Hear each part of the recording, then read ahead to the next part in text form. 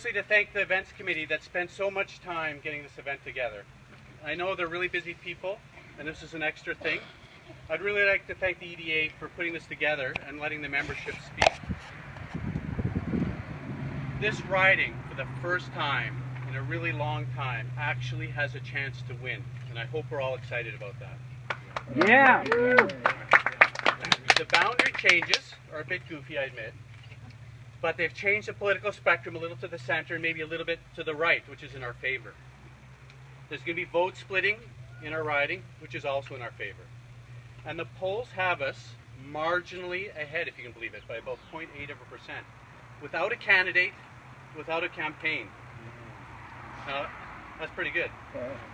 And I've been out door knocking, and I kind of feel that that's a real poll.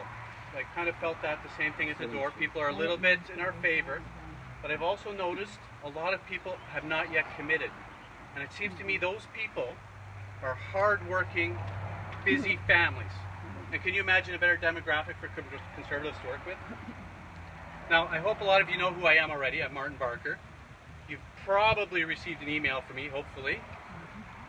Hopefully you've been to my website. Hopefully you follow me on Facebook and Twitter.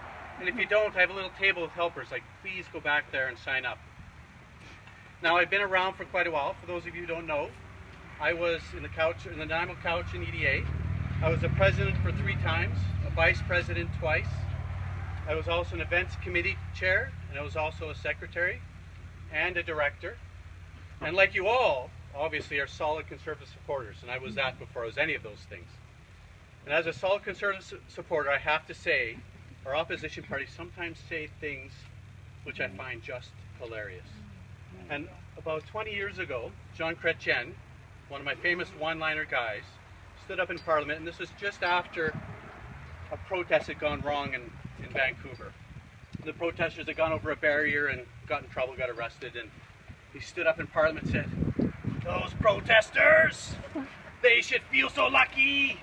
We could have beat them with baseball bats." And, you know, one thing he got right about that is we are lucky to be in Canada. And we are especially lucky to have Stephen Harper as our Prime Minister and Conservatives as our governing party. Amen. You know, Stephen Harper has brought a lot of pride to Canada and a lot of international renown. I don't know if you guys have noticed lately, but there was an orange wave in Alberta. And you know, I've been following that news, and I'm wondering right now if there's a bit of buyer's remorse in Alberta. Now, I've been especially following the Energy Minister, Ms. McBaig-Boyd, teacher, anti-pipeline activist. I guess that's who they got. Their chief of staffs, they're taking from environmental groups from across the country, ironically not from Alberta. But you know who they chose to be the chief of staff for the Energy Minister? If you guys follow this? Graham Mitchell.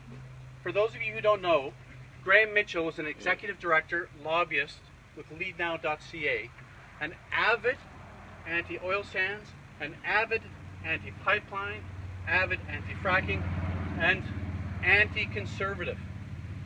Like, that makes me a little nervous. And you know what? You hear the NDP, it's a lot of honey. Like, the leader out there has been given a lot of honey. It's all going to be good. But they're not bringing in the people who are going to make it good. I don't know about you guys. If that happens in Ottawa, I'm buying into Rolaids because there's going to be a lot of upset stomachs. How about that other leader, Justin Trudeau? Imagine with me, Justin Trudeau trying to negotiate the end of sanctions with Vladimir Putin. Is that no? Anybody else imagine that? I can't. You know what our Prime Minister did when he met Vladimir Putin? He walked up to him, shook his hand, and said, "I'll shake your hand, but get out of the Ukraine." Yeah. And you know the significance of that? In the free world at this conference, no other leader had the spine to do that until our Prime Minister did that. And he stepped up, and the rest of the leaders stepped up after him, and Vladimir Putin left that conference early and in disgrace. I know I'm kind of getting carried away, but there's something that really offends me about our opposition parties. You guys don't mind me bashing on the opposition, do you? one of the things that really bothers me about our opposition parties is how hard they work to make Canadians feel ashamed to be Canadian. Do you know, I have heard our opposition parties and the supporters of our opposition parties disparage the efforts of our men and women in Iraq. It just disgusts me.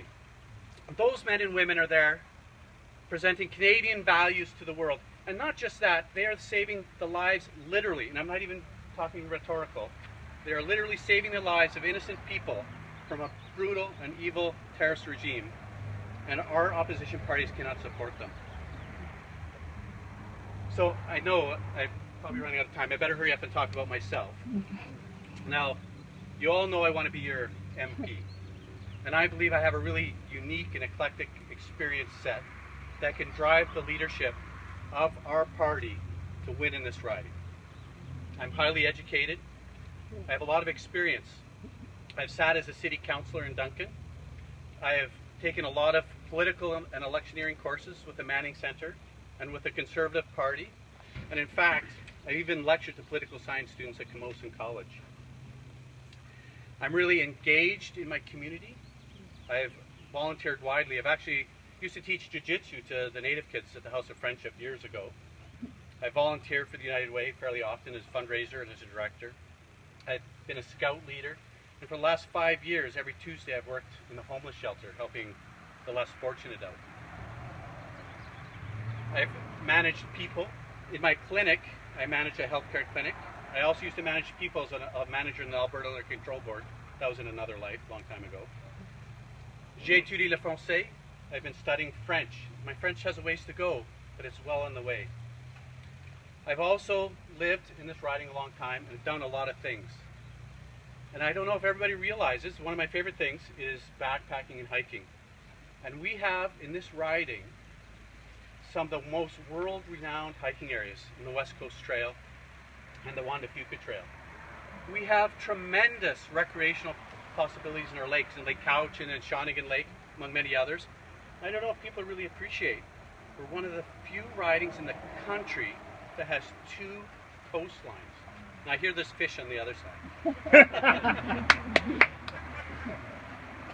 We also have a proud heritage here. We have a growing vineyard industry.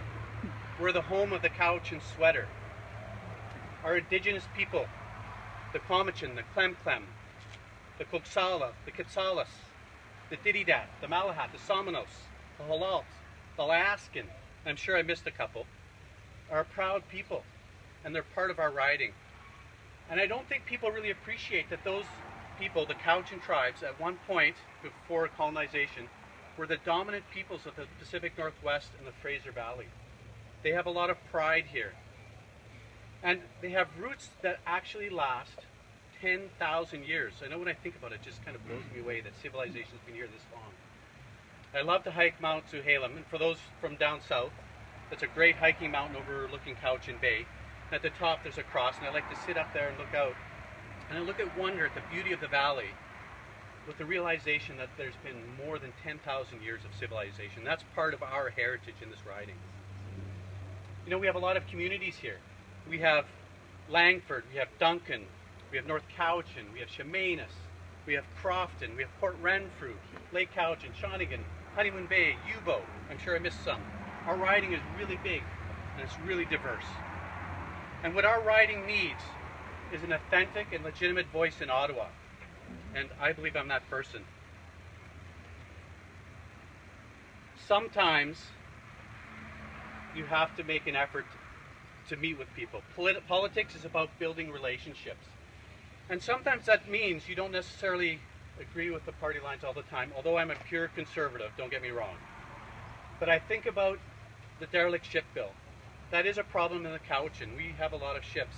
And I wonder, if Jean Crowder hadn't have been such an anti-conservative crusader, would her bill have gotten a little bit of traction? We need leadership in Ottawa that can take the needs of this riding, this big, beautiful, diverse riding that has a diversity of land and people, to Ottawa and get what we need here. So ladies and gentlemen, I would like to put to you that I am the best person to spearhead our efforts in the next election. And I hope... Oh, am I time? I have one sentence, Norm. I'm doing pretty good. You guys should have clapped so much. I would have had a bit more time. That your consideration finds an X beside my name. So please vote for me, vote Martin at our nomination meeting. Thank you all so much for your time. Yay!